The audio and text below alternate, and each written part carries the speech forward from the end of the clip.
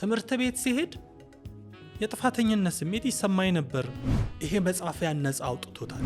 መልእክተኛው በእርግጥም አንብብ ሲባሉ የመጀመሪያው መለኮታዊ ራእይ ሲመጣ ፊደል ማንበብ አይችሉም። ለመጀመሪያ ጊዜ በህይወቴ ፈረስ ላይ የተቀመጥኩት በ2004 for the first time in my life ግን የ3 ሰዓት ከምናምን መንገድ ብቻዬን አንድ ፈረስ ላይ ቁጭ ብዬ ሄድኩኝ። ለምን ገባው ብለህ ታስባለህ? ላይ ስትሆን ኮንሰርኑ ሂዩማኒቲ መሆኑ ይገባል። ትርጉሙ ምን ነበር ለአንተ? ብዙ ለማውራት የማይመቹ ነገሮች አሉ። ሁለቱን ነገሮች ያጣመረ ሰው መሆኑ ሌላ ተአምር ነው። ሌተር በተደጋጋሚ ያገኘ ነበር ጠረጴዛ። አልፈራህም? ማትቶ ነገር ግን ደግሞ ከውስጥ አምነህም ማታረገው ነገር። አንተ ገና እዚህ ጋር ስለ ስራ ስታወራ እዛ ጋር የ6 ወር የቢሮ ኪራይ ደርሷል። አንተ እዚህ ጋር ሰዎችን ሰብስበህ ስታወራ ነገ ደሞዛቸው ነው አካውንት ላይ ምንም የለም። እጅግ በጣም ከባድ ነው።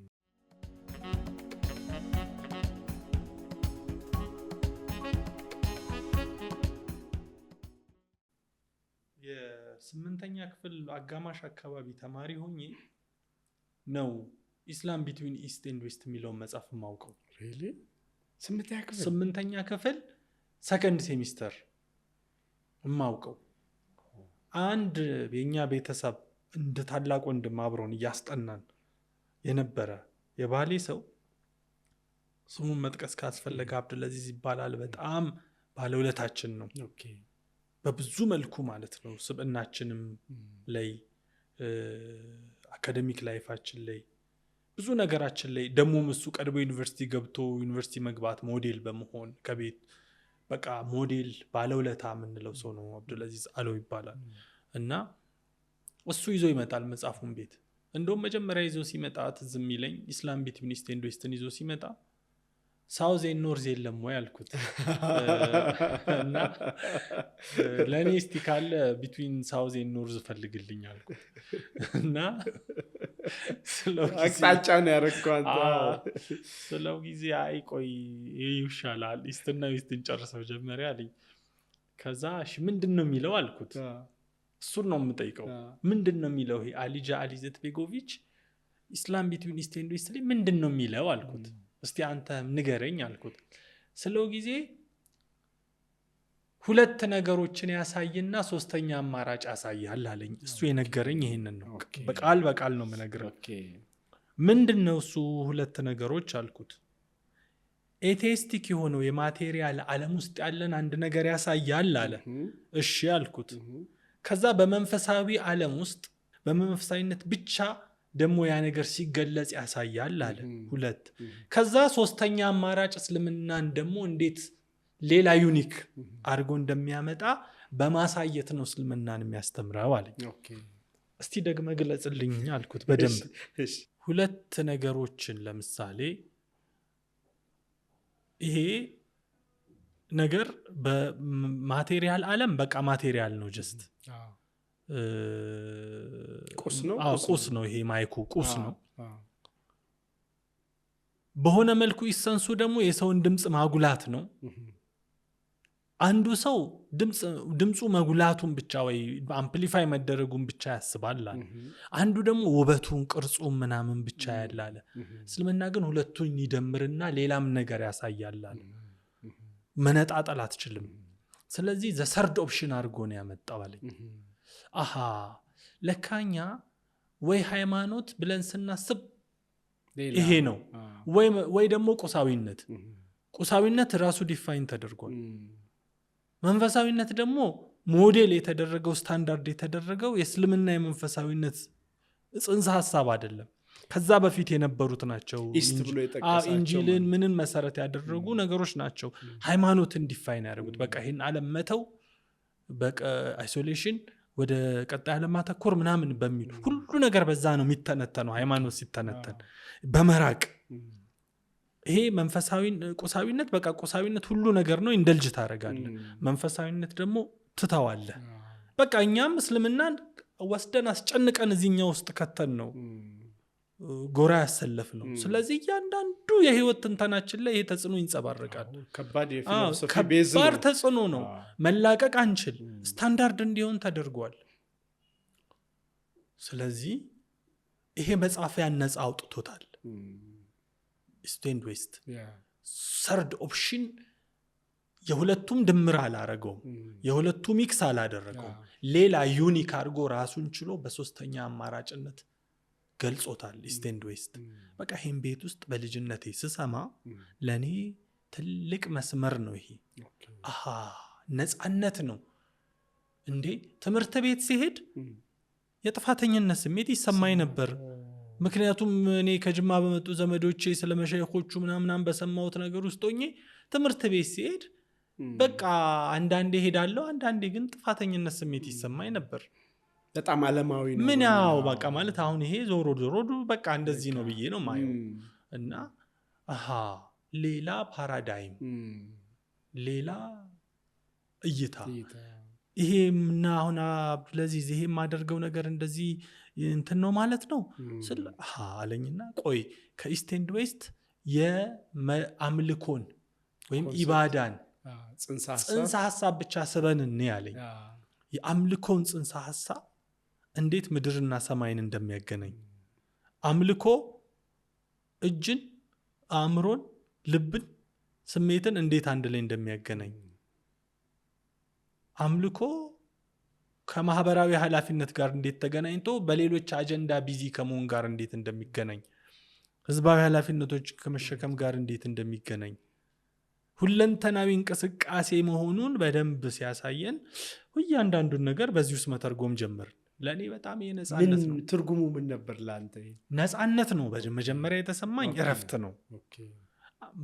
ማትቶ ነገር ግን ደግሞ ከውስጥ አምነህም ማታረገው ነገር አለብህ። ክላሽ ያረግብኛል እንዳልሰጥ በሙሉ አላምነውም። የሆነ እዚህ ጋር የሰማሁት ነገር እንትን አርጎኛል። ልብህን ማርኮ እንዳልቶ በህይወት መንገድ ላይ አስፈላጊ እንደሆነ እንደናምን ተደርጎ ተነግሮናል። አባትህም ደግሞ ትምህርቱ ቤት ውስጥ ምናምን ምናየው ሀገሩ ሁሉ እንደዛ ነው።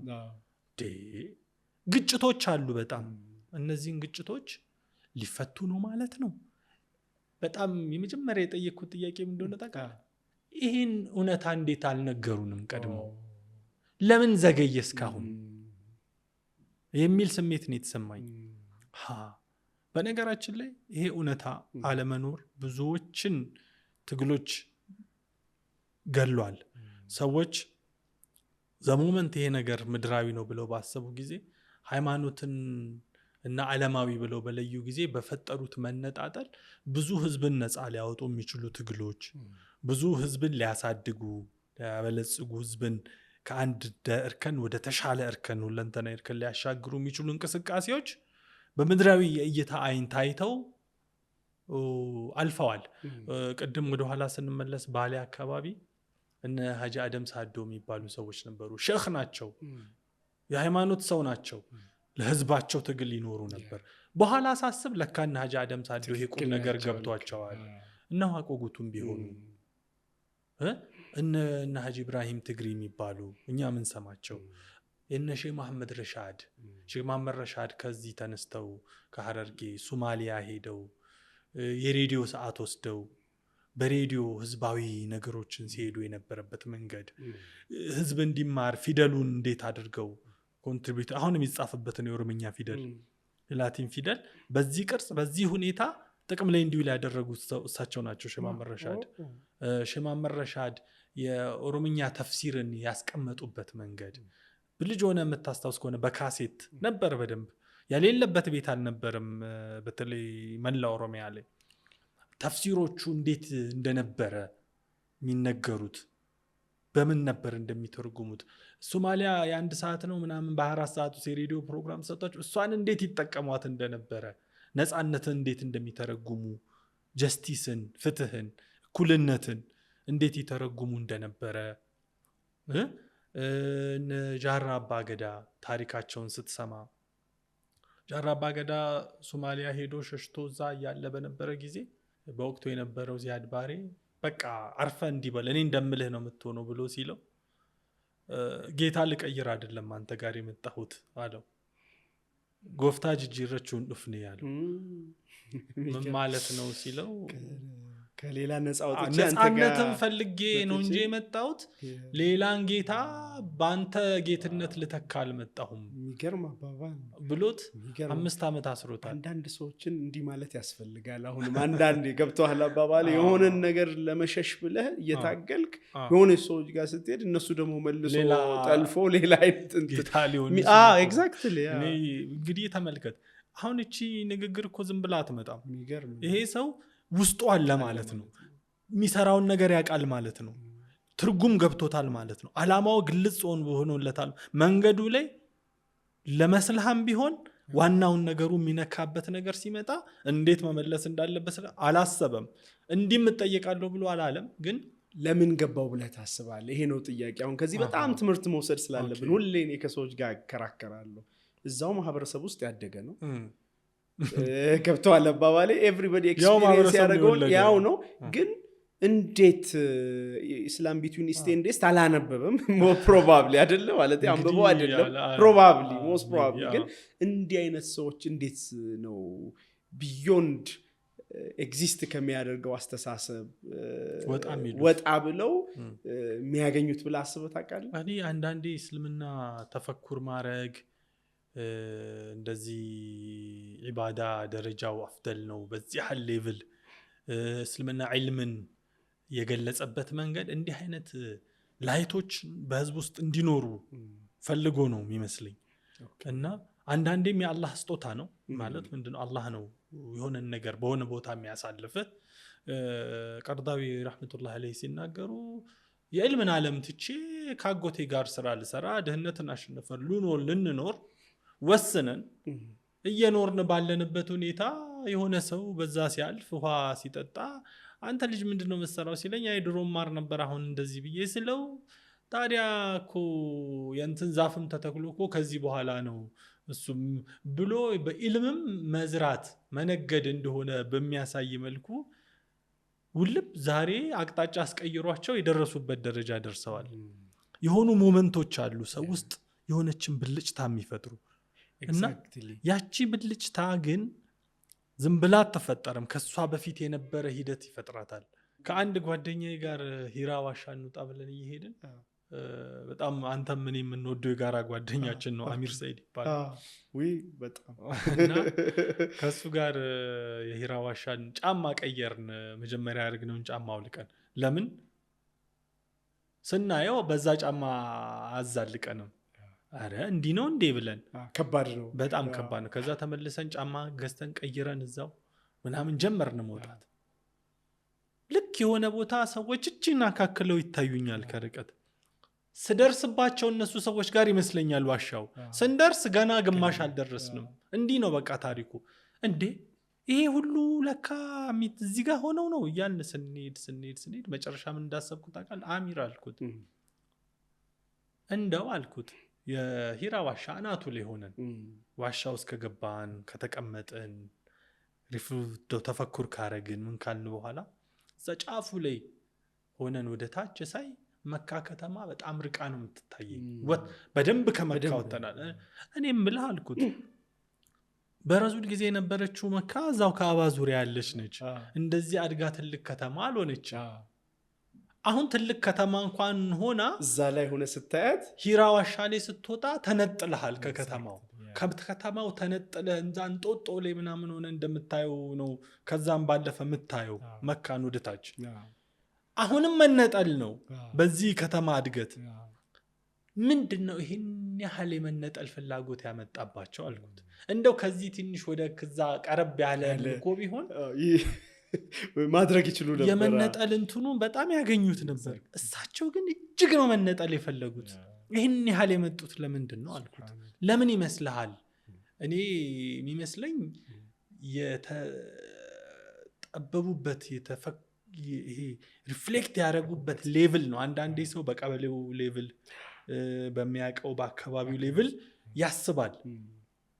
ሂዩማኒቲ ብለው ነው የተነሱት። በቃ በጣም ይሄ ፍጥረት ዓለም ብለው ነው። ፍጥረቱ ነው ያሳሰባቸው። መፈጠር ራሱ ከዛ ነው የጀመሩት። ከኤግዚስተንስ ነው የጀመሩት። ከኤግዚስተንስ ውስጥ ደግሞ ሴንትራል የሆነውን ሂዩማኒቲን ነው ያሰቡት። በዛ ሌቭል ስለሆነ መነጠላቸው የመካን ህዝብ ብቻ ህይወት ማዕከል ያደረገ ጭንቀት አልነበረም። የመካን ህዝብ አለመሆኑን ሂራን ስታይ ይገባሃል።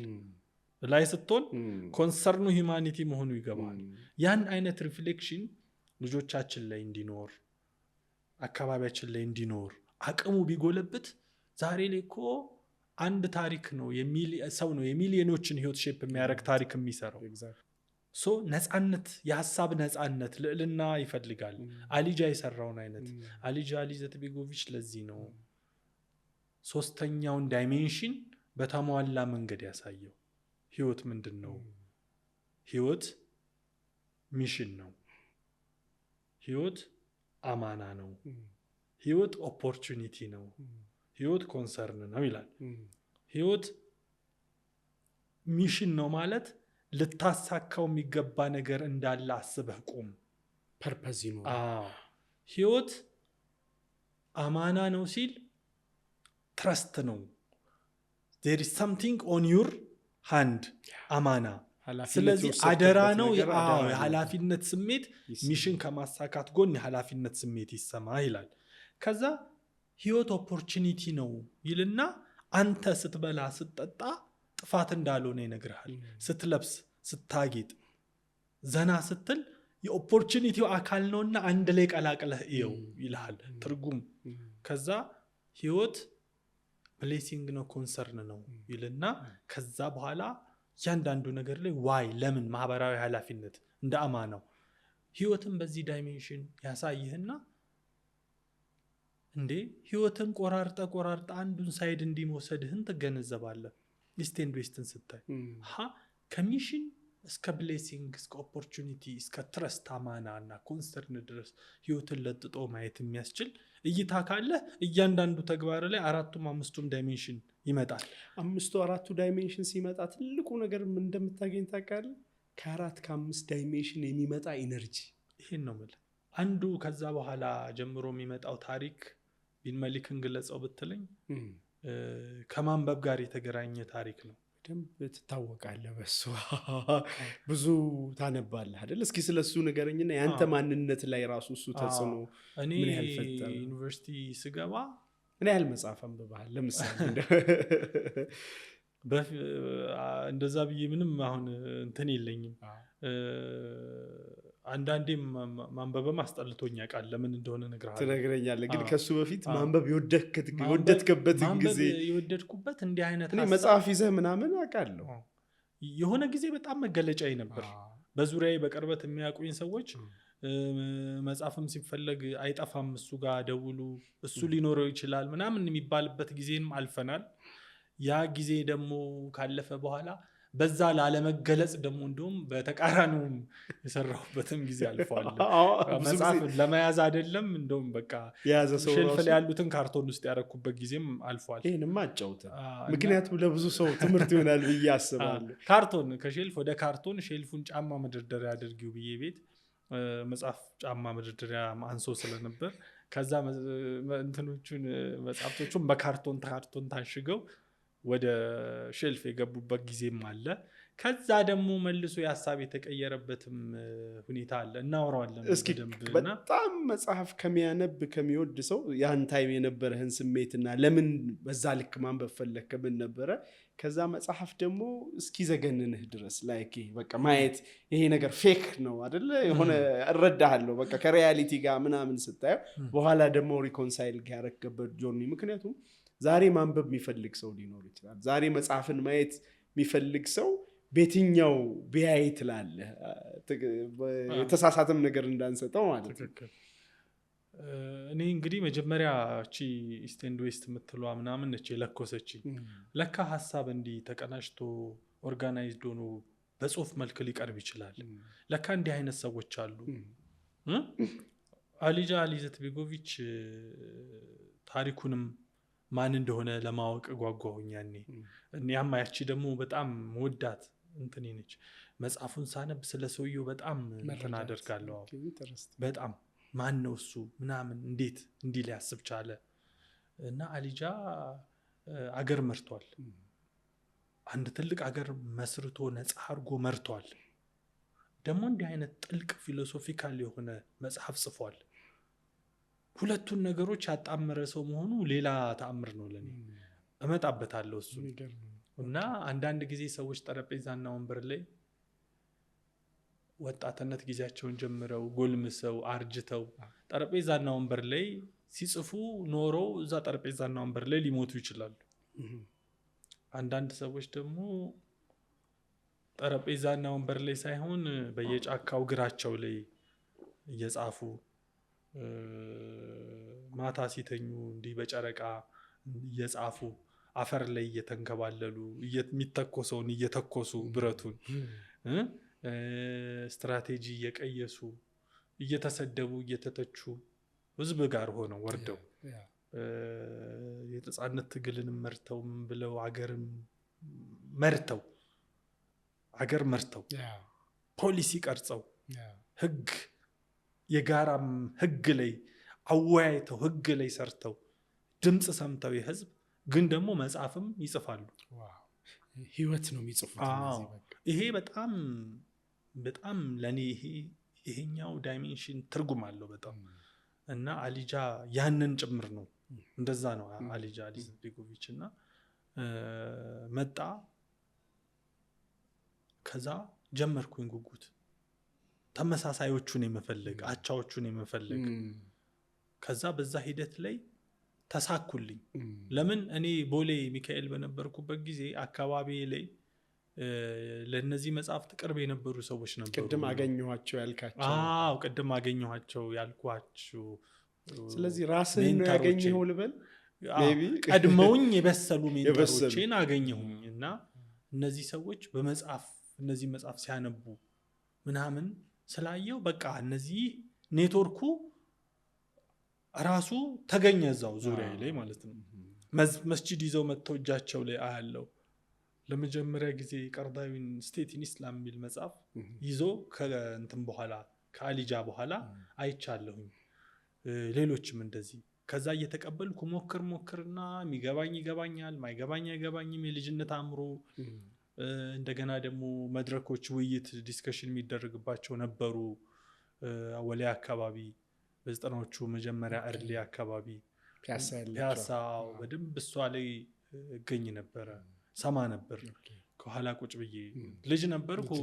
አልፎ አልፎ ኩኪስና ለስላሳ ምናምን ሲቀርብ ብዙ ሰው ኩኪስ ስበላ ምናምን ለሱ የመጣው ተደርጌ ነው የሚቆጠረው እና ማንም ያስተውለኝ ሰው የለም። እና እኛ ደግሞ ብዙም እያነበብኩ እኔ አሁን እንዲህ እያነበብኩ ሃይስኩል ጊዜን ጨርሼ ምናምን ወደ ዩኒቨርሲቲ ስገባ ሞር ሲሪየስ ሆነ ሪዲንጉ። ሲሪየስ በሆነ ቁጥር ግን ሜንተር አልነበረኝም። በደንብ አቅጣጫ የሚያስይዘኝ የጎን ጓደኛ ነበረኝ ልክ እንደኔው የሚያነብ ከኔ ግን አንድ ስቴፕ ሻል አድርጎ የሚያነብ ሀቢብ ይባላል። እሱ ጋር እናወራለን፣ እንወያያለን፣ በደንብ ዲስከስ እናደርጋለን። በጣም ለኔ ያ ትልቅ ጥቅም ነው። ያ ባይኖር ደግሞ እንዲሁም መገመታቸው አቅጣጫዎች ነበሩ የሚሄድበት። በጣም የአይዲያ ኦብሴሽኑ የሚፈጥራቸው የሚመስሉኝ ነገሮች ማቆሚያ ታኮ ሆሊስቲካሊ የማየት አንተን መጽሐፉ ሐሳብ አለ፣ ከዛ አንተ አለ፣ ያንተ ህይወት አለ። ደግሞ ትበላለህ፣ ትጠጣለህ፣ ታድጋለህ፣ ተርቢያ አለ ምናምን። እነዚህን የሚመለከቱ ነገሮች ጋር ሙሉ ስዕሉን አብሮ የምስሎ የማሳየት የሚችልበትን ነገር እኔ በከፊል በዲስከሽኑ እነዚህ ነገሮች አግኝቻለሁ፣ ጠቅሞኛል ብዬ አስባለሁ። የምስራች ለወጣቶች ቢልኮር ከ12 እስከ 24 ዓመት ላሉ ወጣቶች ልዩ የክረምት ስልጠና አዘጋጅተዋል። በርካቶችን በስብዕና ግንባታ እያበቃ የሚገኘው ቢልኮር የአመራርነት ስልጠናና የምርምር ማዕከል በዚህ ክረምት ለ2 ወር የሚቆይ ስልጠና ለመስጠት ዝግጅቱን አጠናቀዋል። እናንተም የዚህ ስልጠና ተካፋይ ትሆኑ ዘንድ እነሆ ስልጠናው ሐምሌ 7 2017 ይጀምራል። አድራሻ ብስራተ ገብርኤል አዶት ህንፃ 4ኛ ፎቅ አሊያም በስልክ ቁጥር 0979963535 ይደውሉ። ቢልኮር የአመራርነት ስልጠናና የምርምር ማዕከል። በነገራችን ላይ ትልቁ በአንድ ማህበረሰብ እድገት ውስጥ ታላላቆች ሲኒየሮች ከቀጣይ ትውልድ ጋር ተጣምረው ሜንተር እያደረጉ ቀጣይ ትውልድ ደግሞ ራሱን በኢጎ ሳይሆን በተላላቆቹ ዊዝደም ውስጥ ጊዜውን ሴቭ ለማድረግ ብክነቶቹን ለመቀነስ ፈቃደኛ ሆኖ የሚሰራበት ማህበረሰብ ቶሎ ያድጋል። እኛ ሀገር አንፎርቹኔትሊ እኛም በራሳችን ትሪያል ኤንድ ኢረር ብዙ አባክነን እንሄዳለን። እኛ ደግሞ መተን የሆኑ ልምዶችን ጥበቦችን አግኝተናል፣ ትንሽ መብሰሎች ይታዩብናል፣ አድገናል ብለን ጀምረን ስንል ደግሞ ምንተዋቸውን አንዳንድ ሀሳቦች ቀጣዩ ወጣት ትውልድ ደግሞ ያነሳና አይ አይደለም ስትለው አልገባህም ነው የሚልህ። የሐሳብ ልዕልና የለህም ነው የሚልህ። አንተን ታሪክህን የመግለጽ ግዴታ ላይኖርብህ ይችላል። ወጣቱም ትውልድ እንደገና የራሴን ልሞክር ይላል። ምንድነው ወጣቱ ትውልድ ሁሉም ትውልድ የራሱን ዴስቲኒ ማስመር አለበት። ሁሌ አንድ ትውልድ በሌላ ትውልድ ተሞክሮ ውስጥ የግድ ማለፍ አለበት ብያል። ሁሉም የራሱ አጀንዳ አለው። ግን ሂደቶች ላይ ጊዜውን እንዳያባክን ሪሶርስ እንዳያባክን የሚያደርጉትን ምክንያቱም የተፈጥሮ ህጎች ይደጋገማሉ። ሱነን የሚባል ነገር አለ። ሱነን ማለት ሁሌ ልክ የሆነ ነገር ህግ አለ። እነዚህ ህጎች ጋር የተገናኙ ሱነኖችን ልምድ ለመውሰድ ዝግጁ መሆን አሁን ሶሻል ሚዲያ ላይ አለው አንዳንድ አካላት በንባብ ዓለም ውስጥ አለን ብለው የሚያስቡ ሰዎች እንዴት ክሪቲሳይዝ እንደሚያደርጉ ሰዎችን ታላላቆቻቸውን እንዴት ክሪቲሳይዝ እንደሚያደርጉ የሚያዩበት መነጽር የሆነን ነገር አልፎ ተርፎ ሐሳቦቹን ዘመን ተሻግሮ አልፎ ከዛ የሆነን ነገር አጀንዳዬ ኮዜ ብሎ ለዛ መታገል የጀመረ ሰው ለዛ አጀንዳ የሚያደርገውን ተጋድሎ እንደ ጥበት ያያሉ። ያለፉበትን መንገድ ግን አልፎ ነው እዛ የደረሰው። እንደ መጥበብ እንደ ኋላ ቀርነት ዶንኪ ወርክ የሚል ማልወደው ቃል እንደ ኋላ ቀርን ገና ዝም ብሎ እነዚህ ይሄ የንትን ሰዎች ብሎ የመበየን የመፈረጅ ገና ልጆች አእምሯቸው ገና እየተበተነ ያለ ገና አእምሯቸው ገና ሐሳብ ምናምን ማጣጣም ምናምን ቅድም ቻይልድሽ አልኩ። ግን ያንን ነገር በዛ መልኩ ስለማይረዱት መተቸት ታላላቆችን መተቸት ነገሮችን በጥሞና አለማየት ምን ለማለት ፈልጎ ነው ያልተረጋጋ ማንነት በቃ ከዛ መናከስ እዛም ላይ ሐሳብ ሶሻል ሚዲያ ላይ በእንዲህ መልኩ ማያቸው መጽሐፍን ፍለፊት አድርገው ማንበብን ፍለፊት አድርገው ሁሌ ሲናገሩ የመጽሐፍ ሼልፍን ጀርባቸው አድርገው ግን በልጅነት ዓለም ውስጥ የሚኖሩ በመጽሐፍ ውስጥ ተደብቀው የልጅነት ቻይልዲሽ ምናምን ውስጥ ያሉ ሰዎችን አያለው በብዛት። ከባዱ ነገር ደግሞ ያንን አያውቁትም። ከባዱ ነገር ያሉበትን ነገር እንደዛ መሆኑን አያውቁትም። እና አንተ ደግሞ ብዙ ሳይከስሩ ብዙ ሳያባክኑ ጥሩ እኮ ነው ማንበብ በጣም ግን የሆነ ቦታ እንዲደርሱ ብለህ የምታደርገው ሂደት ላይ ምቹ አይደለም ሁኔታው፣ ምክሩ ምቹ አይደለም። ወደ ሰፊነት ሊጠይቅ ይችላል ከትልልቆች። ሁለተኛ ደግሞ ትልልቁ ደግሞ በኩል ያለው ሁሌ አንድ ነገር ከታቸው ወጣቱ አዲሱ ትውልድ ሲነግረው ሁሉን ነገር በራሱ ተሞክሮ ሞልድ ውስጥ አውጥቶ ነው የሚያየው። በቃ ፐርፌክት እሱ ስታንዳርድ አድርጎ ነው የሚያየው። የሱ ልምድ እኮ የሱ ልምድ እንጂ ጀነራል ስታንዳርድ ሳይንቲፊክ ልምድ አይደለም። ሰርቲፋይድ የሆነ ልምድ አይደለም። የሱ ደግሞ የሚቀያየሩም ብዙ ነገሮች አሉ። በሱ ዘመን የሌለ ቻሌንጅ በእነሱ ዘመን አለ። በሱ ዘመን የሌለ ኦፖርቹኒቲ በእነሱ ዘመን አለ። እሱ ብዙ ለፍተው ያገኘውን ነገር እነሱ በቀላሉ ማግኘት ችለዋል። እሱ ብዙ የደከመበትን ነገር እነሱ በቀላሉ ዓለም ቀይሮት ዓለም መቀየር ጋር የተቀየሩ ነገሮች አሉ። እኛም ልጅ እያለን እንዲያረገን ነበር ይላል ሚሉትን በደንብ አይሰማም። በቃ ጋሪጣ ባሪየር ሆኖበታል። የሱ ልምድ ከነሱ ጋር እንዳይገናኝ አድርጎታልና እነዚህን ሁለት ችግሮች እንዴት አድርገን እንደምንፈታቸው ብሪጅ እንደምናደርጋቸው እንደው ሁለቱ ሲፈታም አይደለም ከጄኔሬሽን ወደ ጄኔሬሽን የሚቀጥል አይነት የተናበበ ነገር መስራት መቻል። አይተህ ከሆነ ቁርጥርጥ ያለ እኮ ነው የተቆራረጠ የኛን ሀገር ብዙ ነገር አይተው ከሆነ በቃ በሆነ ቦክስ ውስጥ ነው። ዊዝደም ደግሞ ያለው ኢንተርጀነሬሽናል በሆነ ጉዳይ ውስጥ ነው። ትዝ ይልሃል አንድ በ19 በንጉሱ ዘመን በ60ዎቹ የኢትዮጵያ ሙስሊም ወጣቶች ማህበር ነበር። የማህበሩ ዋና ጻፊ፣ የማህበሩ ገንዘብ ያዥ ምናምን ተብሎ የተጻፈ ጽሁፍ አሁን ሰሞኑን ሶሻል ሚዲያ ላይ ሰርኩሌት ሲደረግ ነበር። እኛም ሀገር የኢትዮጵያ ሙስሊም ወጣቶች ካውንስል ሊግ ተፈጥሮ ነበር ያኔ እና ቁጭ ብዬ ያሰብኩት ከነዚህ ሰዎች አሁን እዚህ ውስጥ ከአምስቱ በቦርድ ምናምን አባላት ከነበሩት በ60ዎቹ የወጣት ማህበር ውስጥ በህይወት የተረፈ ሰው አለ ወይ ብዬ ያን ፖስት ያደረገውን ሰው ጠየቅኩት። እስቲ እንደው እንዴት ታየዋለህ ዛሬም ብለህ ጠይቅልኝ። ያ ሁሉ ትግላቸው ሁሉም ሲጀምር ከዜሮ ነው የሚጀምረው። ከዜሮ ነው የሚጀምረው ሁሉም ሲጀምር 8-9 ደርሶ 10 እንኳን ሳይደርስ ያቆማል። የሚቀጥለው ደግሞ ከዜሮ ጀምሮ ያንን ሳይክል ነው። እና ምን ነበር ሲሰሩ የነበረው የወጣት ካውንስሉ ምናምን ስትራክቸር ስያሜው ምናምን ዛሬ ላይ ሆነ አይደለም የምታየው። በዛ ዘመን ሆነ ስትፈትሸው በጣም የሚገርም ነበር። ግን ያ ነገር ምን ያክል ለዛሬ ግብአት ይሁን እኔ አላውቅም። አንዳንድ ግብአቶች አስፈላጊ ያልሆኑ ግብአቶች ይኖራሉ ተቋርጠው እንትን ማለት ያለባቸው፣ አንዳንዶች ደግሞ እንደዚህና ግን የመሪዎች ሚናም ነው እኮ ይሄ። አንዳንዴ መሪዎች ኢንተግሬት የማድረግ አንዱ ትልቁ ሚናቸው እኮ ኢንተግሬሽን ሲባል ቨርቲካሊም ሆሪዞንታሊም ከኋላም ከፊትም ከህልም እነዚህን ነገሮች አያይዞ የመሄድ እዛ ውስጥ ይመስለኛል ሚስጥሩ ያለው። ያንን ባላንስ አድርጎ ባላንስ ይባል የግድ መሀል ላይ ማለት አይደለም። ከዛ የሚወለድ ራሱን የቻለ እይታ ገብቷል አይደል? ራሱን የቻለ ጥበብ፣ ራሱን የቻለ መገለጥ አይደለ? እንዲኖር ማለት ነው። ሚስቴኮች እንዳይደጋገሙ የምትወስዳቸው ሌሰኖችን ወስደ ያንተን ሁኔታ ተረድተ ፊቸርን ፕሪዲክት አድርገ በጊዜዎች መካከል ያለ ኢንቴግሬሽን፣ በቦታዎች መካከል ኢቭን አሁን አዚስ ታይም የተለያየ ቦታዎች እኮ ድሮና ዘንድሮን የሚገልጸዋል እኮ ባይዘው ማለት ድሮና ዘንድሮን ስለ አሁን ገጠር ብትሄድ የሆነ ነገር አለ። አሁን ዌስቱ ጋር ብትሄድ አዚስ ታይም የሆነ ነገር አለ። አረቡ ሀገር ብትሄድ የሆነ ነገር አለ። ስለዚህ እነዛ ነገሮች አንድ ታይም ላይ ስለመጡ ሁሉም አንድ ነገሮች አይደሉም። መሪ ሲባል እኔ ይሄ ሲስተም ቲንኪንግ ምናምን ይሉታል አይደል በዘመናዊ ቋንቋ።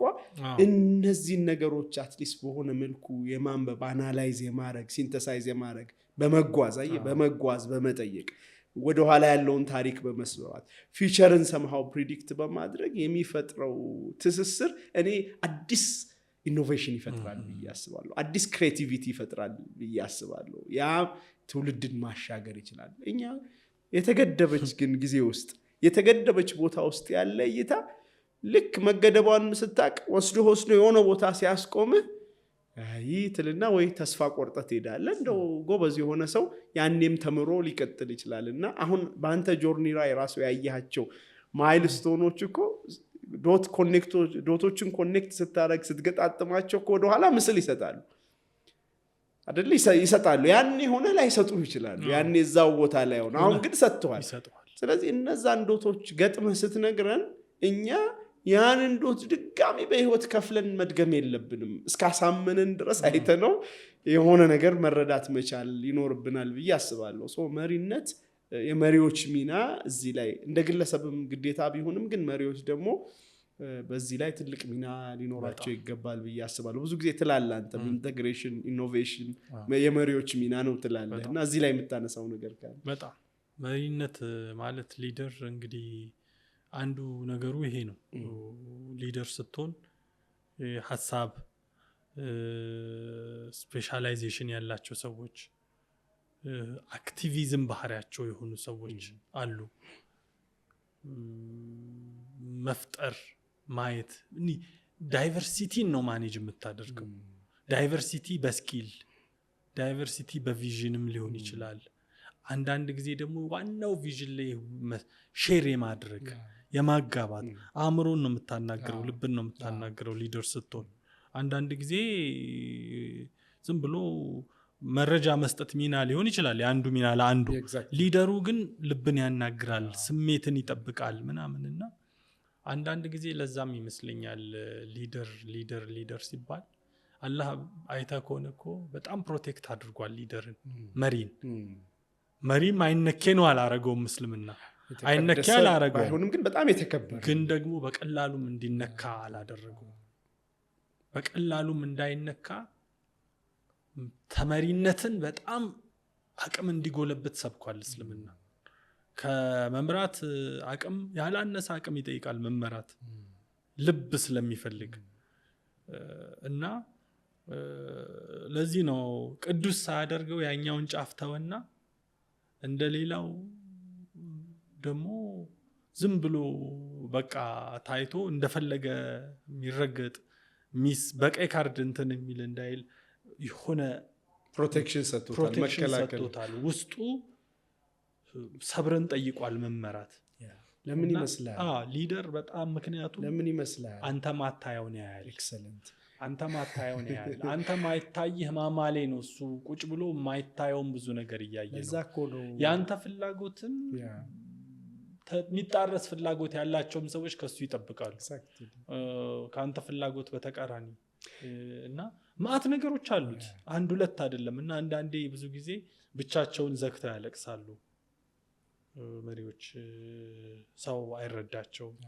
ምትለፋለት ታሪክም የእስልምናም ምናምንም የሚያሳየህ ምትለፋለት ህዝብ ነው ደግሞ መጀመሪያ ፈተና የሚሆነው። በነገራችን ላይ ቅድም ያነሳናቸው ንጃራ አባገዳ አካባቢ ምናምን ታሪካቸውን ስታይ ብዙ ያለቀሱት በዛው በለፉለት ህዝብ በደረሰባቸው ነገር ነው። እና አንዳንድ ጊዜ ሲያልፍ ነው የምትረዳው እንዲህ አይነት ነገሮች አሉና መሪነት ላይ በጣም ሳይንሱ ምናምኑ ጥልቅ ነው። አንድ ሰው መሪ ለመሆን መመራትንም መቻል አለበት። ሁለቱንም ሲችል ነው አልፎ መሪ የሚሆነው። እስኪ እሱ ላይ ሌላ ጊዜ በሰፊው እናያለን።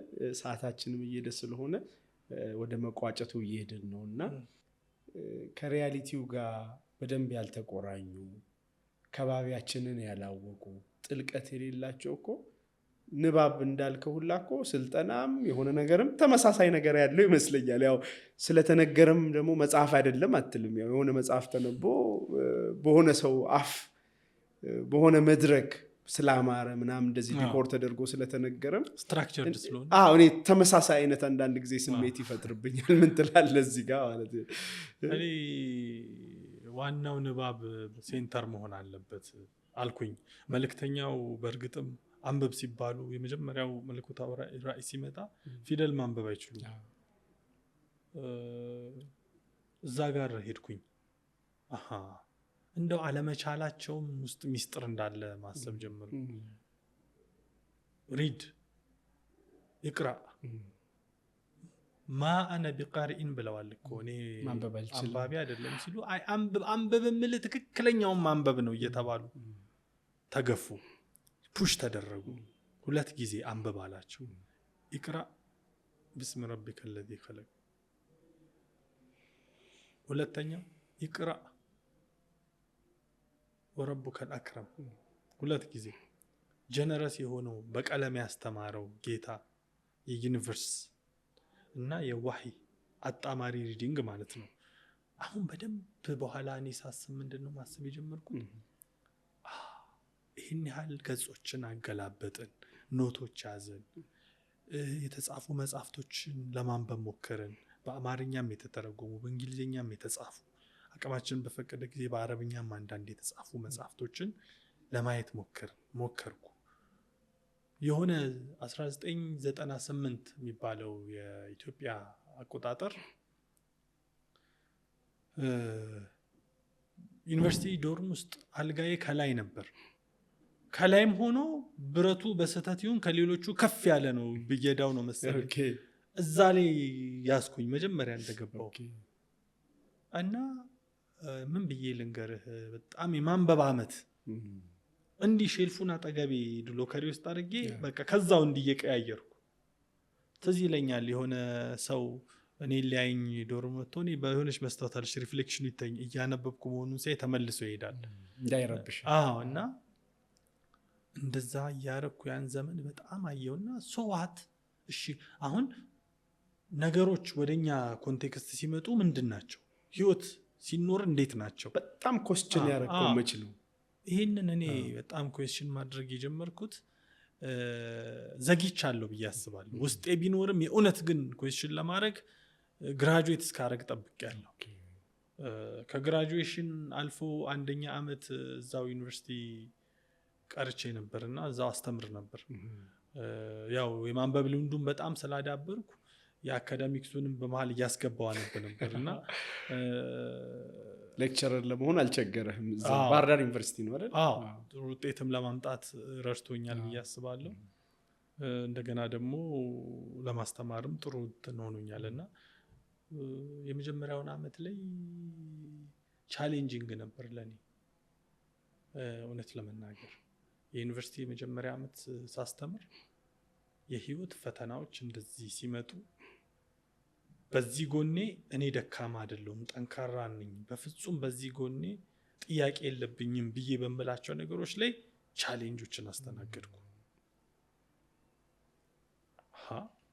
ታዲያ ያነበብኩት ነገር የት ሄደ? አሁን ካልጠቀመኝ መቼ ሊጠቅመኝ ነው? ምንድነው ሳረግ የኖርኩት የሚል ጥያቄ እንዳነሳ አድርጎኛል። ያ በጣም ሲምፕል በሚባሉ ነገሮች ላይ በፊት አንድ ሰው የሆነ ምክር መክሮኝ እዚህ መጥቼ ላስተምር ወደ ባህር ዳር ስመለስ የሆነ ሰው አግኝቶኝ ማቀው ሰው መከረኝ። እንግዲህ አደራህን ስትሄድ ብቻህን ነው የምትኖረው እንደዚህ ብሎ ሲመክር ቁጭ ብዬ ምንድነው የሚለኝ? አሁን ስንት የኡማ ጉዳይ ያለ ስንት ነገር ያለ ስንት ነገር እንዲህ በዚህ መንገድ ስራ እንዲያደርግ ጊዜን ተጠቀም ይባላል እንጂ ብቻ እንደዚህ ምናምን አይነት ምክር ይመክረኛል እንዴ ብዬ የመረኝ ነው ማለት።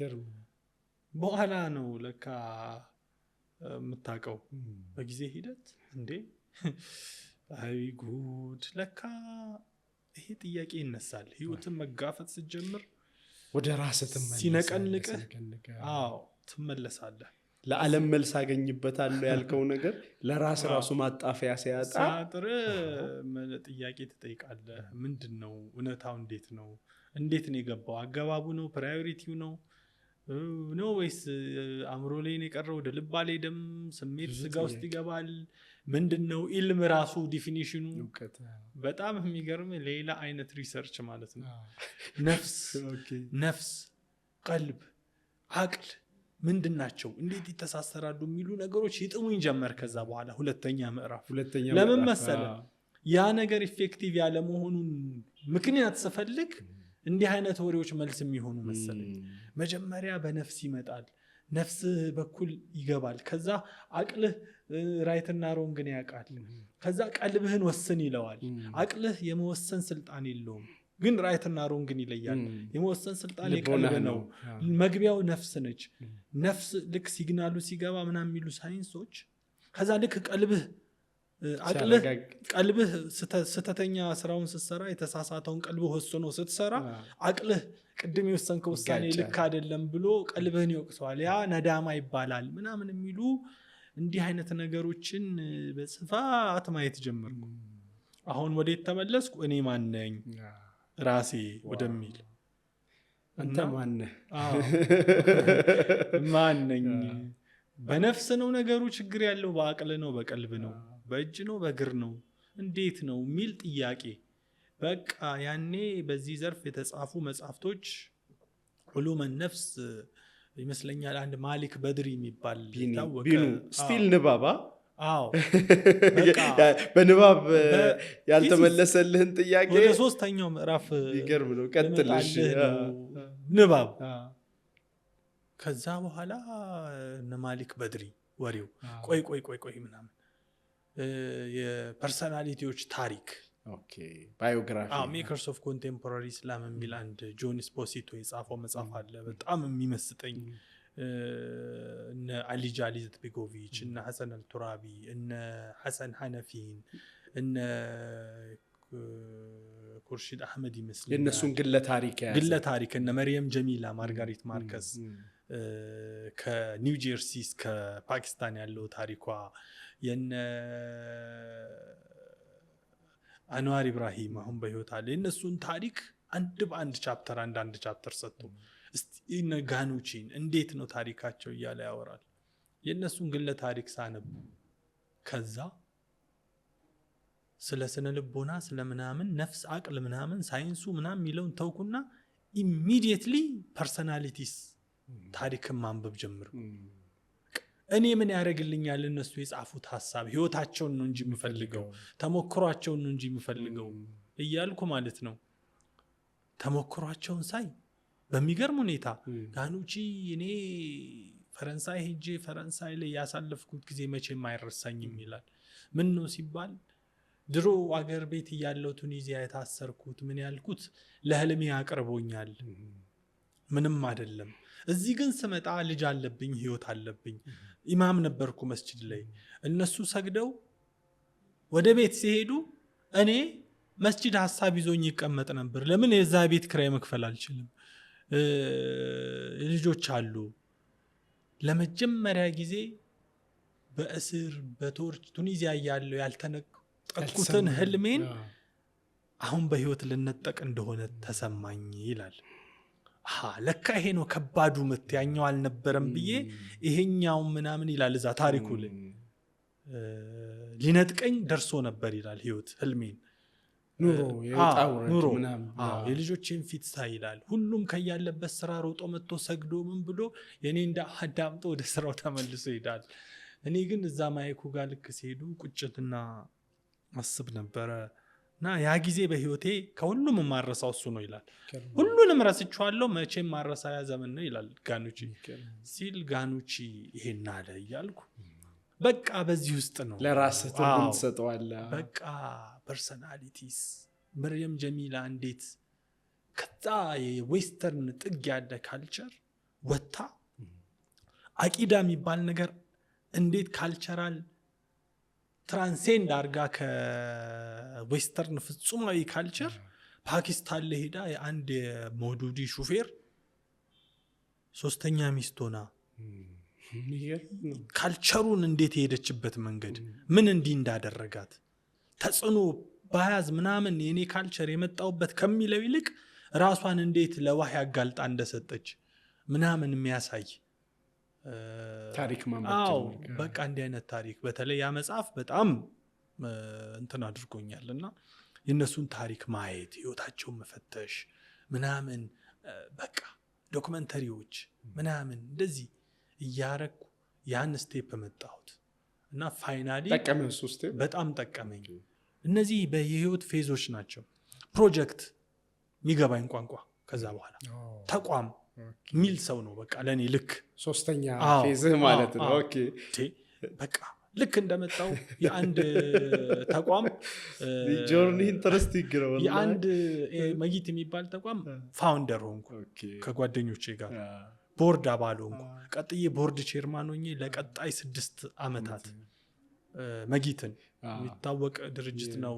አፋር ሄደናል ለስራ፣ ትግራይ፣ ኦሮሚያ ክልል ማአት ቦታ፣ ወሎ ውስጥ ሐሳብን ከስራ ጋር አገናኘ። በቃ አሁን የጉዞ ለመጀመሪያ ጊዜ በህይወቴ ፈረስ ላይ የተቀመጥኩት በ2004 for the first time in my life ግን የ3 ሰዓት ከምናምን መንገድ ብቻዬን አንድ ፈረስ ላይ ቁጭ ብዬ ሄድኩኝ። በመጀመሪያ ቀን the first day እኔ በህይወቴ አይደለም ፈረስ መቀመጥ ሰውነቱን እንደነካው ቀን ምን አስገድዶ እንዴት ደፈር ለስልጠና የሆነ ገጠር ከድጆ የሚባል ቦታ ለመድረስ በፈረስ ብቻ ነው መድረስ። መኪና አይገባማ። አይተድጋዳ ተራራ ዳገት ምናምን ሌላ ሰው በፈረስ አብሮኝ እኔ መጀመሪያ መሰለኝ የሆነ ሰው ከፊት ተቀምጦ ከኋላው መቀመጥ ነው። ከዛ ተቀምጦ ተፈናጠ ላይት ልክ ሳይክል ላይ ከኋላ ጭኖ ሞተር ላይ እንደሚል ልክ ወጥቼ ስል አይ ከኋላዬ መጥቶ ሊቀመጥ ነው ብዬ ስል ዞር ስል ሰውዬው የለም። ከዛ ለቀቁ እኔ ነኝ እንደሚሄደው ስለው ሂድ አለኝ። ከዛ ዳገት ሲወጣ ወደፊት እንዲበል አለኝ። ቁልቁለት ሲወርድ ወደ ኋላ ተለጠጥ አለኝ። ኖርማል ቦታ ሲሆን ቀጥ እንዳልክ ቁጭ በል ገመዱን ያዝ ሂድ ሰላም ነው አለኝ። ከጎኔ አንድ አንዋር የሚባል ልጅ አለ። 3 ሰዓት ከምናምን ስንወርድ ይሄ እንዳለ ተላልጦ ማለት ነው። ደግነቱ ምንድነው ትንሽ ያያዘልኝ ነገር ፕሮጀክትም አለ ውስጡ ትሬኒንግም አለ። ትሬኒንግ ስትል ሐሳብ አለ ኮኔክት አድርጋልኛለች ብዬ አስባለሁ። ሞር ትሬኒንግ ላይ ምናምን ነገርና ብዙ ቦታ ሄድን፣ ብዙ ሞከርን። ከዛ በኋላ ተወለዱ። ደግሞ ኢኮኖሚ አለ፣ ፋይናንሻል ላይፍ አለ፣ ያሳስበሃል። እነ ኢትሴፍ ተወለዱ ወደሱ ለማለት ከዛ በኋላ ሌሎች የቢዝነስ ሐሳቦች ተወለዱ። ስማቸው ማይታወቅ ጠንካራ ቢዝነሶች ከዛ ስራ ሩጫ ጠዋት መነሳት መውጣት ከቤት ምናምን የሆነ መጽሐፍ ታይና እንዲያይተው ወይ እንዴት ደስ ይላል ምናምን ባነበው ደስ ይለኝ ነበር ግን I don't have time ምናምን ጀመርክ እንደዚህ ከዛ በመሃል ትቀላቅለዋለህ ምናምን እንደዚህ በቃ የሆነ ሌላ ዳይሜንሽን ይሄን ሁሉ ያወራናቸው ነገሮች ሰብሰብ ስናረጋቸው በጣም አይደንቲቲ እንዴት ይሰራል አይደለ ያንን ደግሞ መረዳት ምን ያህል አስፈላጊ እንደሆነ ሰዎች እንዴት ነው የሚሰሩት ያንን ስታውቅ የራስህንም ስታውቅ የሌላም ሰው ለመረዳት ስትረዳ ደግሞ ለመግባባት አይደለ የጋራ ነገር ለመፍጠር ይረዳልና እንዴት ታየዋለህ ያንተን ተሞክሮ ያነበብከው ነገር አለና ቢን መሊክን ብቻ ሳይሆን እንደው የሰው ልጅ ማንነት የሚገነባባቸው ዕውቀቶች አጋጣሚዎች ምናምን ሊሆኑ ይችላሉና ለአንተ ኮር የምትላቸው ምን ይመስላል? እኔ ብዙ ጊዜ የልጅነት ታይሞች ከዛ እነሳለሁ የልጅነት ታይሞች በጣም አንዲ ማህተም የሚደረጉ ነገሮች አሉ አእምሮ ላይ ማይላቀቁ አንዳንድ ጊዜ የተለዩ ሰዎችን አይና ጠረጥራለሁ ሚስጥሩን አንዳንዴ ማገኛቸው ሰዎች ላይ ወይ አባት ወይ እናት ወይ አብሯቸው በቅርበት ያሳደጋቸው አጎት ማን እንደሆነ ለማወቅ ጓጓለሁ something ሊኖር እንደሚችል ጠርጥሬ ብዙ ጊዜ ይሳካልኛል ታያዋለህ ዝም ብሎ አይደለም የሆነ ነገር የመጣው ግን አብዛኛውን ወደ ኋላ ነው የምታገኘው ልጅነት እድሜ ላይ ምትልባቸው እድሜዎች ላይ ማለት ነው ያ ዛሬ ላይ ትውልድ የተሻለ ትውልድ እንዲመጣ የተሻለ ማንነት ያለው ጠንካራ ትውልድ እንዲመጣ የሚፈልግ ሰው ይህን ትኩረት አድርጎት ቤቱ መለስ ብሎ ያያል ምን አይነት ሚሞሪ ነው በልጆች አእምሮ ላይ የሳልኩ ያለውት የሚለውን ቶሎ እንዲያይ ያደርገዋል ምንድነው ያለው አሊጃ ይሁን አላስታውስም አሊጃ ይመስለኛል አስቸጋሪ ጊዜያቶች ጠንካራ ሰዎችን ይወልዳሉ አይደለ ጠንካራ ሰዎች ደግሞ ምቹ ነገር ይፈጥራሉ ምቹ ጊዜን ይወልዳሉ ከዛ ያ ምቹ ጊዜ ደግሞ ደካማ ሰዎችን ይወልዳል እነዛ ደካማ ሰዎች ደግሞ አስቸጋሪውን ጊዜ መልሰው ይወልዳሉ ይላል ይሄንን መረዳትና ከዚህ ሳይክል መሰብሮ መውጣት መቻል የሚፈልግ ነገር ይፈልጋል አይደል ቤት ውስጥ የነበረው ነገር እኔ እንዲህ ብዬ ስመጣ ከውጪ እንዲህ ነበር የምባለው ዋጋ መስጠት ለሆነ ነገር ለሪሶርስ ዋጋ መስጠት ለጤና ዋጋ መስጠት ለጊዜ ዋጋ ኒዕማ አርጎ ማየት መቻል እንዲችል ያደርጉታል ቤት ውስጥ የምስራች ለወጣቶች ቢልኮር ከ12 እስከ 24 ዓመት ላሉ ወጣቶች ልዩ የክረምት ስልጠና አዘጋጅተዋል። በርካቶችን በስብዕና ግንባታ እያበቃ የሚገኘው ቢልኮር የአመራርነት ስልጠናና የምርምር ማዕከል በዚህ ክረምት ለ2 ወር የሚቆይ ስልጠና ለመስጠት ዝግጅቱን አጠናቋል።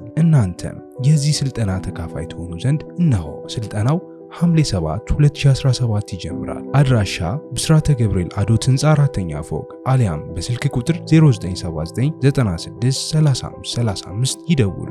ቢልኮር የአመራርነት ስልጠናና የምርምር ማዕከል እናት አባት ስለዚህ ትልቁ የአይደንቲቲ መገንቢያ ፋብሪካ ልበለው ወይም ተቋም ልበለው እኔ አንድ ጓደኛችን ሲናገር የሰማሁት የሆነ ችግር ተፈጥሮ እዚህ ከተማ ውስጥ ልጆኜ አለ እናቴ በጣም ትቀውጣለች ሰምቻለሁ አለ ሰፈር ላይ የሆነ ረብሻ ተፈጥሮ ልጅ ነው እሱ በጣም ያበደች ነው በልቶሎ ድረስ እንዲህ ሁሉ እንዲህ ሆናለች ተብሎ ተነግሮኛል አለ ከሆነ ሰው የሮጥኩ ወደ ቤት ሲሄድ አለ እንዲህ ቁጭ ብላ ነበር አለ ፊቷን አዙራ ብድግ አርጋ የሆነ ምስር እንዲህ መጣ አለችኝ አለ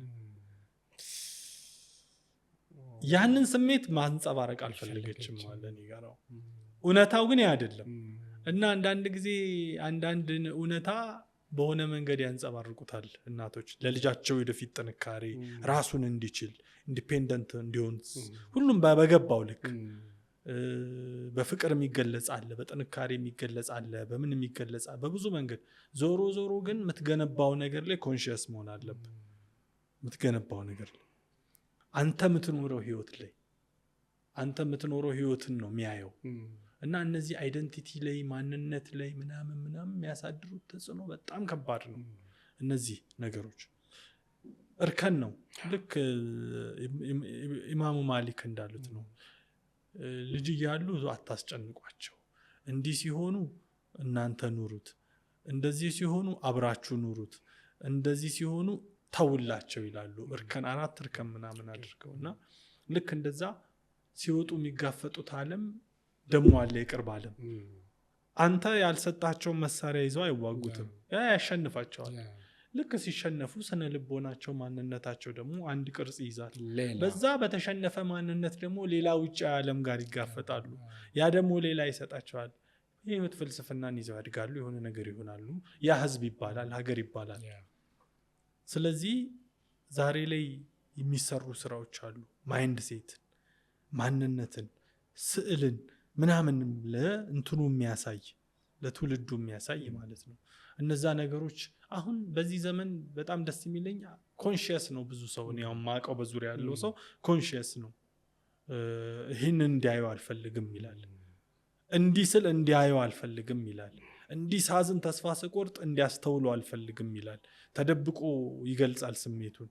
እኔ ጋር እንዲህንን ነው እንዲያየው የምፈልገው። ግን አንድ ጥንቃቄ ይፈልጋል አይደል? እሱም ኦቨር ፕሮቴክሽን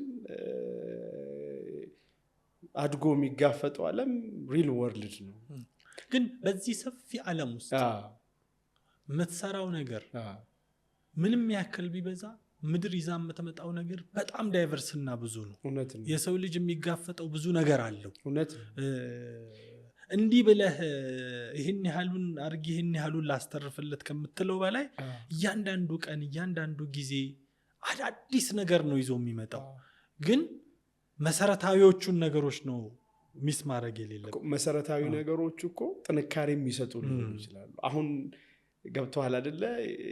በፍቅር በምናምን ያው ሌላ ጊዜ በደንብ እናወራዋለን። እና በጣም ኦቨር ፕሮቴክሽኑ ከሪል ወርልዱ ቅድም ያልከው ጋር ሲሄድ በቃ ምንም መሸከም የማይችል የሚፈርስ አይነት ሪያሊቲ እንደዛ አይደለም። I'm not saying ሁሉንም ስሜት ሁሉንም ኔጌቲቭ ነገር ያላቅማቸው ይሸከሙ እያልኩ አይደለም። ግን በቃ በእድሜያቸው ልክ ሪያሊቲን እያዩ የሚሄዱበትም ደግሞ እንትን ይፈልጋል፣ ከባቢ ይፈልጋል ብዬ አስባለሁ። እና ብዙ ጊዜ ዊክ የመሆን በኋላ ሱስ ላይ መጠመድ ምናምን አይነት ማንነት ውስጥ የሚገቡ ሰዎች አንዳንድ ጥናቶችም ያሳያሉና አንዳንዴ ደግሞ ቨልነራቢሊቲ ውድቀት ችግር ሲገጥም በህይወት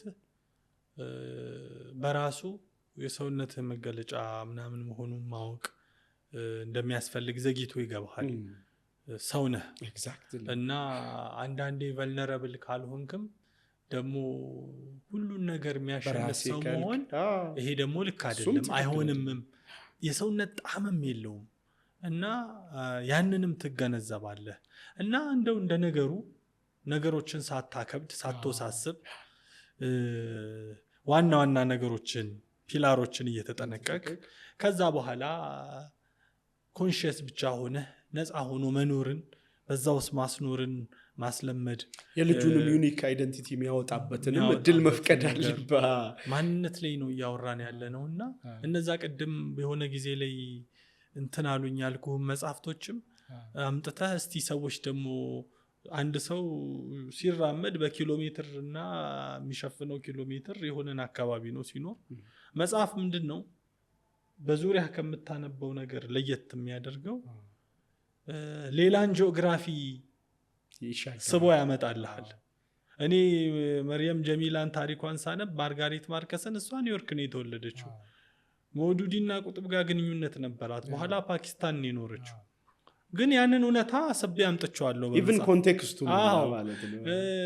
ጊዜን ያልኖርኩበትን ዘመን ጊዜን ስቦ ያመጣልኛል። እኔ አንጃ ሲታገል አልኖርኩም፣ አልተወለድኩም። እሱ ከዛ በኋላ እኔ በጣም ማንበብ ሲጀምር ስለሱ ታሪክ እሱ ሞቷል። ግን አመጣልኝ ስቦ። እና ቁርአን ይሄን ነው የሚለው ሲሩ ፊል አርድ ሲል በመጽሐፍ ዓለም ውስጥም ጭምር ነው። ዘመናትን ትሻገራለህ፣ ጂኦግራፊዎችን ትሻገራለህ እና ያ ስላለው ይሄ ነገርም ያስፈልጋል ማንበቡም በደንብ ያስፈልጋል በአግባቡ እንዴት እንደሚመጣ ግን ቻናል የማድረጊያ ፕላትፎርም ይፈልጋል ልጆች ሆነው ግን ክህሎቱ ነው የሚያስፈልጋቸው በኋላ ማንበብ የሚችሉበት ክህሎት ሀቢብ የሚባለው ጓደኛ እንዴት እንዲህ በጣም መጽሐፍ ማንበብ ጀመር ከስል በቃ በየቀኑ ጋዜጣ ነበር አባቴ እንዲህ የሚበትነው ቁጭ ብሎ ቤት ውስጥ አለ እሱ ቁጭ አረገኛ እናነሳለን ይሄ ነበር አለ ሲምፕል ነገር ነው የሚመስለው ግን እንደዚህ ያኔ ምን እንደሚል አይገባውም ግን እንዲይዞ ማንበብ የሚለው ጋር ተለማምዷል ያን ነው በቃ ከዛ በኋላ አንተ የምትነግራቸው ነገር አለ በአፍህ ስትነግራቸው ቁጭ በሉ ልጆች አሁን የምነግራችሁ ሰዓት ነው ምናምን ብለህ ላይሆን ይችላል መኪና ካለ ጠዋት ስትሸኛቸው ትምህርት ቤት ወይ በታክሲ ይዛቸው ስትሄድ ጠብ የምታደርገው ነገር ማታ አራት ስትበላ አብረህ ጠብ የምታደርገው ነገር ሊተኛ ሲል ሊሆን ይችላል አንተ ኮንሺየስ ሆነህ ማለት ነው ዙሪያ አንተ ራሱ ከዛ ስትሰራ እነሱ የሚያዩት ነገር አዎ እያለ ከዛ ኦቨርኦል የሚመጣው አሁን ያለንበት ዘመን አንድ ሼክ ስማቸው ረሳው የትኛውም ዘመን ያልነበረ ቻሌንጅ የማስ ሚዲያ ስልኮች ቤት ውስጥ ገብተው ይሄ እንግዲህ ባለሙያዎቹ ያወሩታል በዚህ ዘመን ውስጥ ስትሆን ደግሞ ይሄንን ሁሉ ጫና ማን ያሸንፈዋል ብለህ ስታስብ ተስፋ የምትቆርጥበት ብትከላከል ማትገድበው መረጃ ቤትህን ሰብሮ ብሎ እንደሚገባበት ዘመን ነው ኬሶች ውስጥ እንደዚህ በስልክ ወጣ ሲሉ ምናምን በቃ ተጥለቅልቋል ኦቨርፍለድ ያደረገን ዘመን ላይ ሆነ ስትል ስራው እንዳለ የነበረውን ተሰራዋለ በተሻለ መንገድ ግን ለዚህ ደግሞ የሚሆን ግን አላህም ይባላል የሁሉ ነገር ፈጣሪ እኔ ብቻዬን አልችለውም እንድትልም ጭምር ያስፈልጋል ለዚህ ነው የልጆችን መልካምነት የጎረቤቶችን መልካምነት በመንፈሳዊ ሱፐር ከፍ ባለ ዓለም የሚመለስበት የሚገታበትን አግባብ በደንብ ትረዳለህ ለካ ምንም ነገር የፈለገ የተለቀ ቢመስል ከሱ ትልቅነት በላይ አይሆንም በሚለው ተመልሰዋል እዛ ጋር ሄደህ ማለት ነው ካልሆነ አይኔው ልሞክረው ካልክ ሞክረው ይልሃል ይወስቲ ይልሃልና ችግር የለምና ሞክረህ ታየዋለህ ሰልፍ ሪሊያንስ እንትን በአግባቡ እንድትረዳ ያደርጋል ሁሉም ዘመን የራሱን ነገር ነው የሚፈጥረው እና ማንነት በጣም ውስብስብ ነገር ነው ቅድም እንዳልኩ ነው ባሌ ጅማ አዲስ አበባ ባህር ዳር ግሎባሊ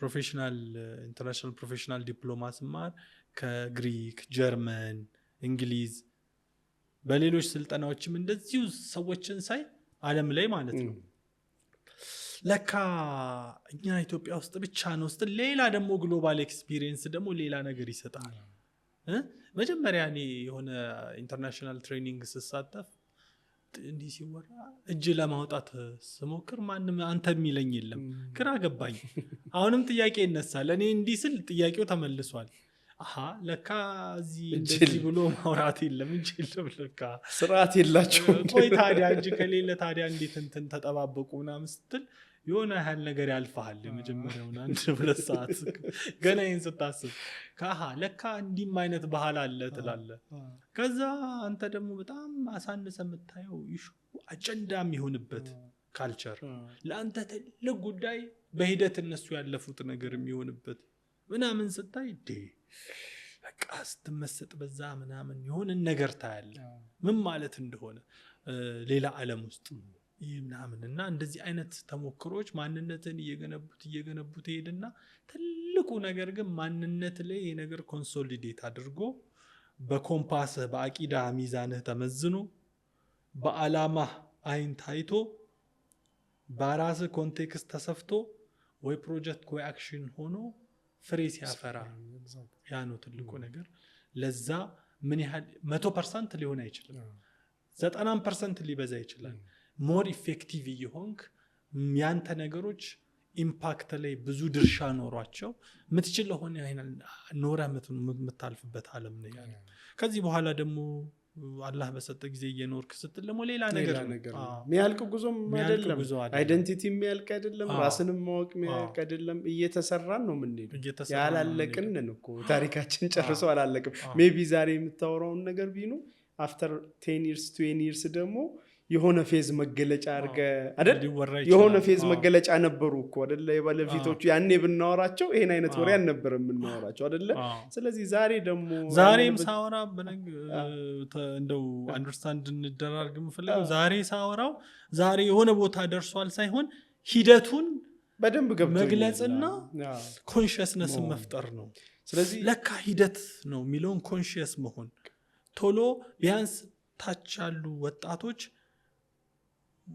ትንሽ ከነሱ ቀደም ወዳሉት ጆሮ እንዲሰጡ፣ ቀደም ያሉት ደግሞ አዲስ ዘመን ስለሆነ ሁሉም ይዞ የሚመጣው የኔ ልምዳቸውን ስታንዳርድ ከማድረግ ረገብ እንዲሉ ማድረግ ከቻልን እኛ ደግሞ እንዴት ተሰብስቦ ትርጉሙ ምንድነው ዛሬ ላይ ሲኖር እንዴት ነው የሚለውን እንድናውቅ ኪ ተርም አንስተሃል።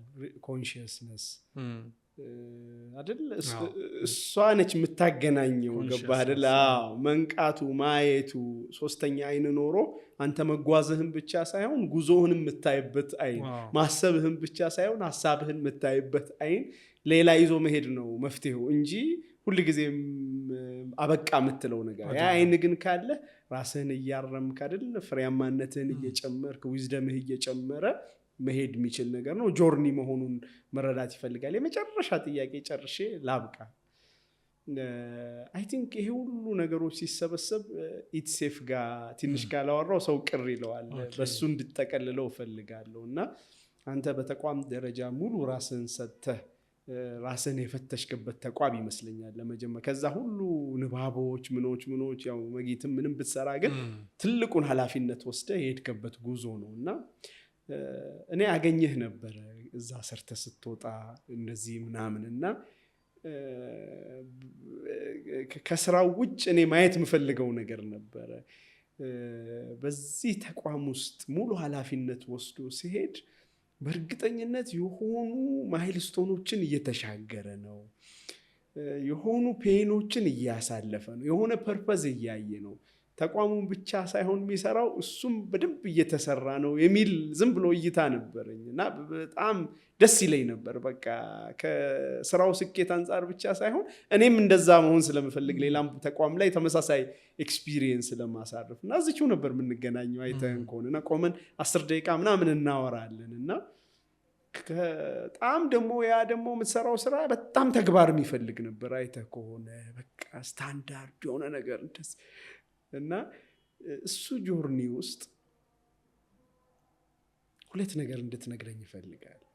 አንደኛ ተቋም ማቋቋም ያለውን ነገር ስለማቅ በጣም ከባዱን ቻሌንጅ ያለፍከበትን ታይም አስታውስና ተቋም የሚያቋቁሙ ሰዎች ተስፋም እንዳይቆርጡ ያደርጋቸዋል ብዬ አስባለሁ እና በጣም ኢሞሽናል ያደረገው የከበደ እንደምንም ብለህ ያለፍከው ሞመንት አንደኛ እሱን ብትነግረኝ።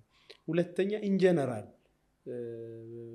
በተቋም ውስጥ ስታልፍ የወሰድከው ሌሰን ካለህ ማለት ነው። ሁለቱን ብትነግረኝ እሱም አይደንቲቲን ሼፕ ስለሚያደርግ ቢን መሊክን ዛሬ ያለውን ሼፕ ስለሚያደርግ በዛ ብንጨርስ ደስ ይለኛል።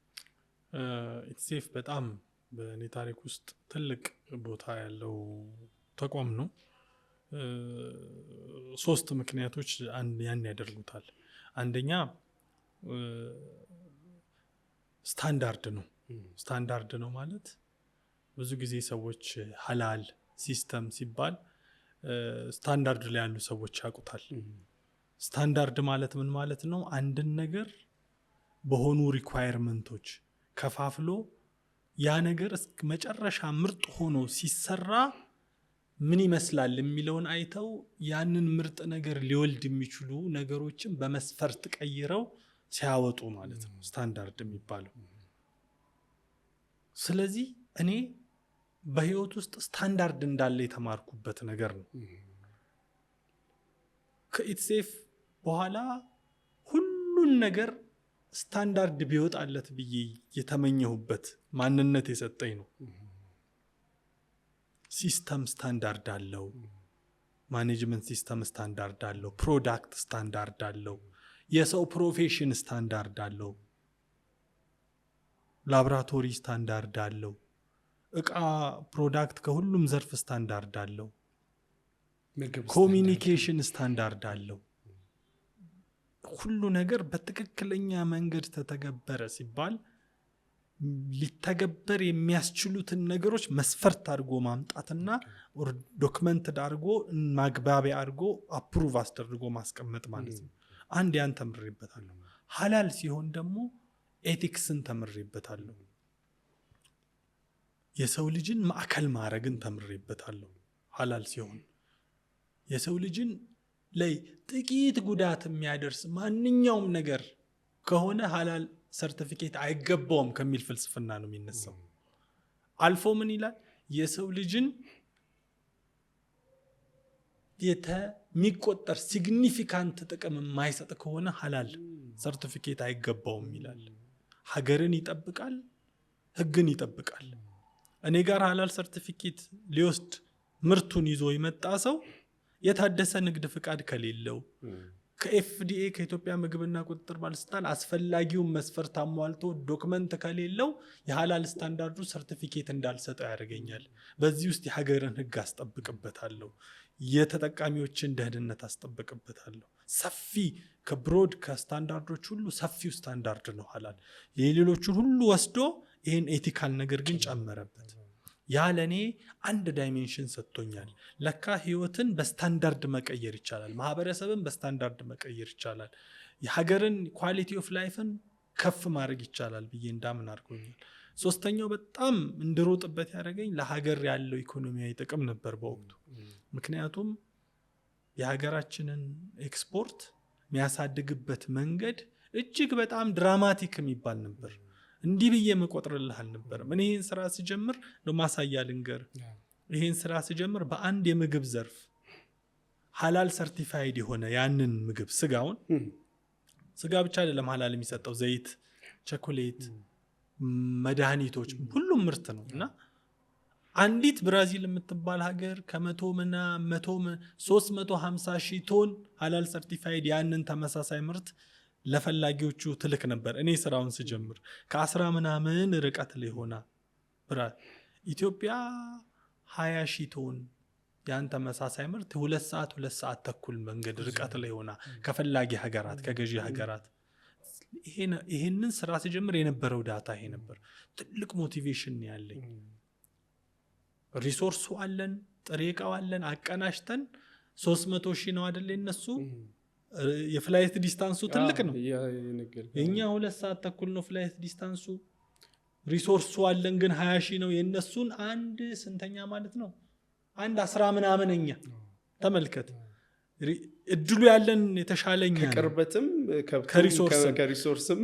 ይሄ በጣም ያስገርመኝ ነበር። በዚህማ እዚህ ሀገር ላይ ታሪክ ሰራለሁ የሚል ቁርጠኝነት፣ ሌሎችም ኢኮኖሚያዊ ፋይዳዎች፣ የሰው ጤና ላይ የሚያመጣው ተጽዕኖ ያ ረጅም ትንፋሽ እንድተነፍስ እንዲይዝ አድርጎኛል። የማይቆም ነው ብዬ እንድጀምር ያደረጉኝ በባህሪም እንደዛ ትርጉም መፈለግ፣ የነገሩ ስኬት ይወስዳል የሚለውን ማየት በደንብ ዛሬ ላይ እንድተጋ ስለሚያደርገኝ ያ ነገር ጠዋት እንዳየኸው ያኔ ብዙ ሰው የሚያስታውስ ከሆነ ጠዋት 1 ሰዓት ሰዎች ገና ተነስተው ቡና ሊጠጡ ሲገቡ እኔ ገብቼ ቡና ጠጥቼ ጠዋት አንድ ቤት አለ ቱድዌን ሪቫይዝ አድርጌ ስወጣ ነው የሚገቡት የነበረው። በዛ ጊዜ ሞስት በቃ በደንብ የተሰጠሁበት ጊዜ ነው።